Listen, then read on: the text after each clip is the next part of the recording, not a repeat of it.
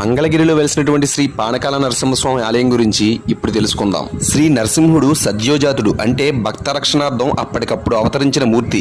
ఆపదలలో ఉన్న భక్తులకు వేడుకున్న వెంటనే కాపాడగల దయగల దేవుడు నరసింహస్వామి. అందుకనే శ్రీ శంకరాచార్యులంతటి వారు తనని ఆపదల నుంచి రక్షించమని శ్రీ నరసింహస్వామిని వేడుకుంటూ కరావలంబన స్తోత్రం చేశారు.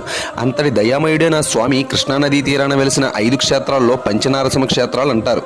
అంతేకాదు ఈ 5 క్షేత్రాల్లో స్వామిని ఒక్కొక్క చోట ఒక్కొక్క పేరుతో పిలుస్తారు. మంగళగిరి పానకాలయ్య, వేదాద్రి స్నానాలయ్య, మట్టపల్లి అన్నాలయ్య, వాడపల్లి దీపాలయ్య, కేతవరము వజ్రాలయ్య అనే పేరుతో నరసింహస్వామి పిలువబడుతున్నారు.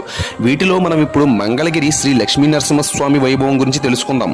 మిగతా 4 క్షేత్రాల కన్నా ప్రస్తుతం కృష్ణానదికి కొంచెం దూరంలో ఉన్న క్షేత్రం ఇది. మంగళగిరి అనగానే గుర్తుకొచ్చేది పానకాల స్వామి, గాలిగోపురం, చేనేత వస్త్రాలు. ఇక ఆలయ చరిత్ర గురించి నేను సెకండ్ పార్ట్ లో తెలియజేస్తాను. Do subscribe for more interesting and devotional videos.